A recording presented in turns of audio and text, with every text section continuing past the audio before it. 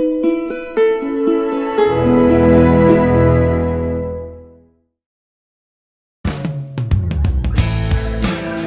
time once again for Uncle Matt's bedtime story.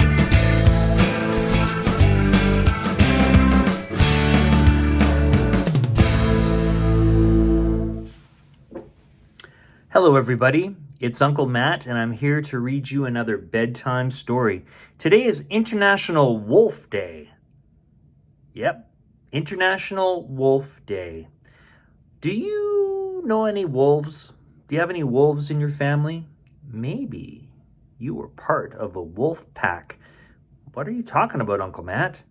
Well, when I was a kid, I was a part of a group called Cubs.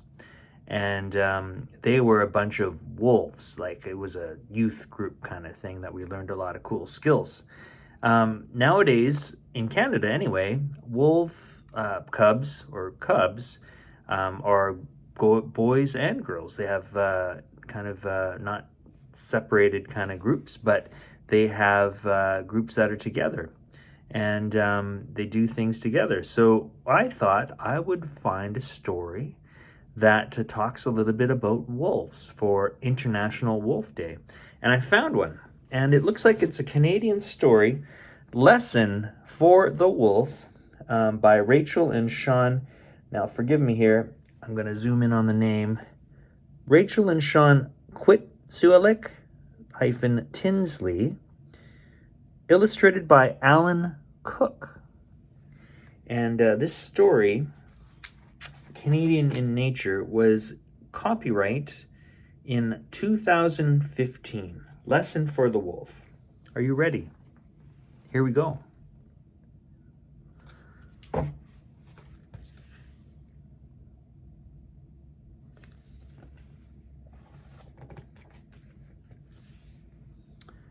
Have you seen the land? It was the Arctic, white in winter, brown in summer. There were mountains, shining waters, no trees, but flowers lay like purple fire on the hills. Have you felt the strength of the land?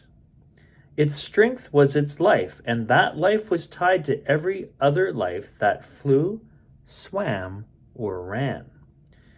Have you heard of the wolf? The one who disliked all the things that wolves enjoy?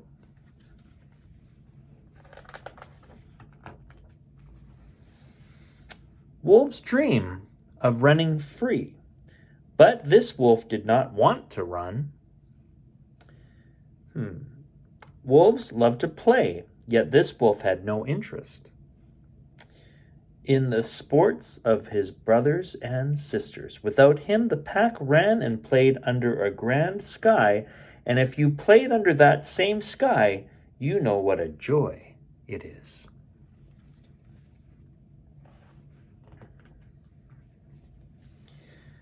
This wolf had one hobby.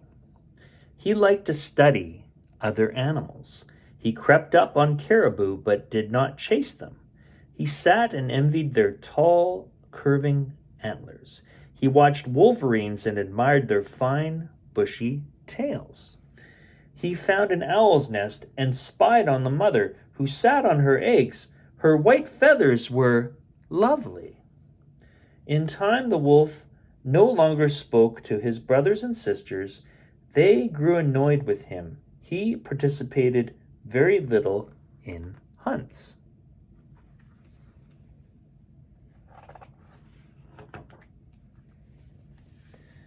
One day, the wolf stood alone on a hilltop.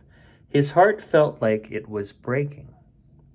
He was filled with love of the land, of its beauty. He wanted to become part of it, but how? Just a wolf, he thought to himself. I'm just a wolf. He turned his head to the sky. The wolf sang of his unhappiness. He sang to the land and its strength. He got wild ideas.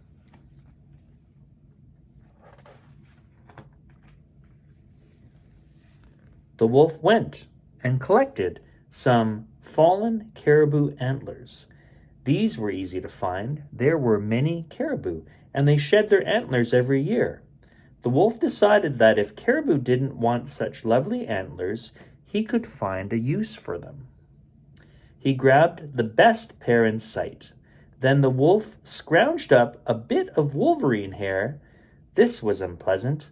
Wolverines had the nicest coat of any animal, but they smelled bad. The wolf managed to find a place where a wolverine had eaten. Luckily, the wolverine had dropped a bit of hair. The stink made the wolf dizzy.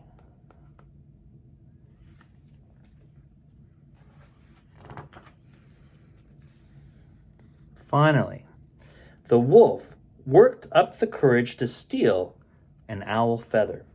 This didn't go well. Owls put their nests out on the open land.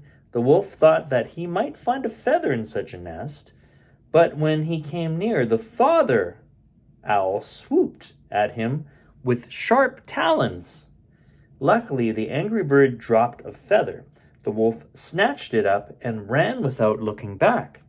The wolf gathered his new treasures. Again he sang to the land.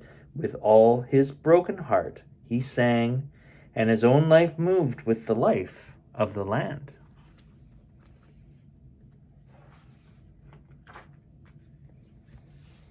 The land's strength gave him power.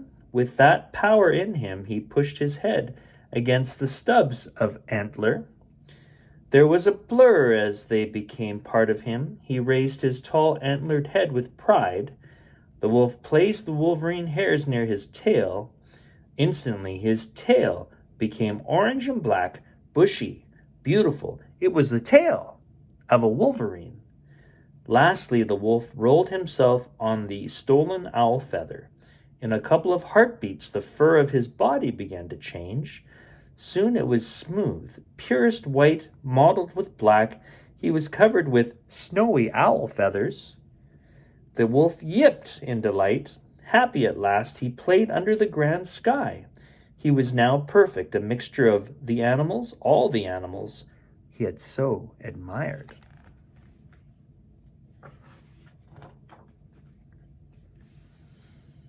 A month later, the wolf crept back to his pack. At first, his brothers and sisters laughed at his crazy appearance, but they soon felt sorry for him. He had no wings, so he could not hunt like an owl. His nose was not as good as a wolverine, so he could not sniff out food for himself. Their hearts broke as they watched him nibble on lichen. Like a caribou, he always spat it out.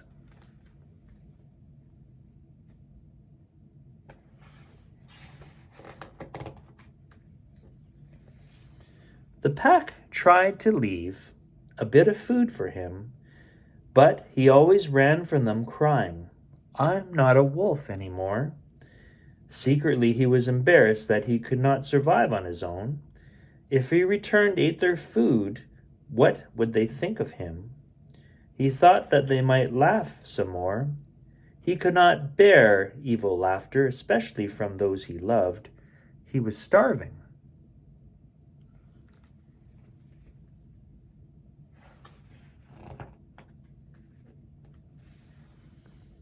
Alone, on a hill, under the grand sky, he lay down. He was too sad to play, too weak, too lonely. In time, the mother of the wolves came to him. She sat listening to the wind with him, and after a while she asked, "Why are you so sad, my love? So weak, so lonely?"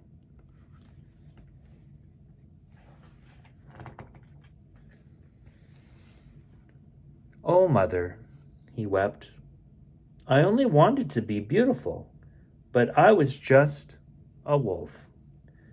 So his mother told him, "We wolves cry to the moon, my love, because we admire its beauty. But you cannot admire beauty by becoming it. Then you will miss the greatest beauty that a wolf can know."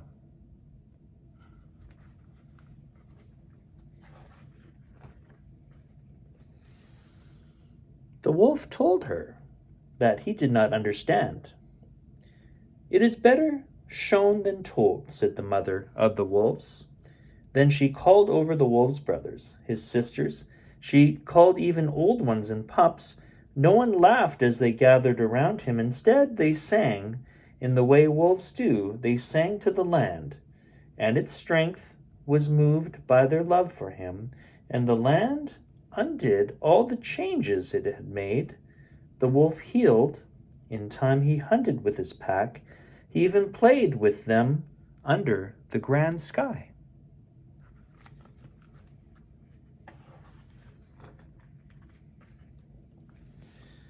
More than ever before, the wolf admired beauty in other animals.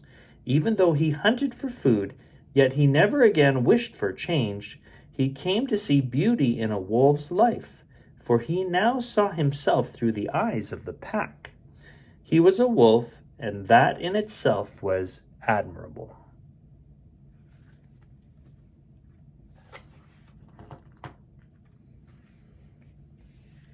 The end.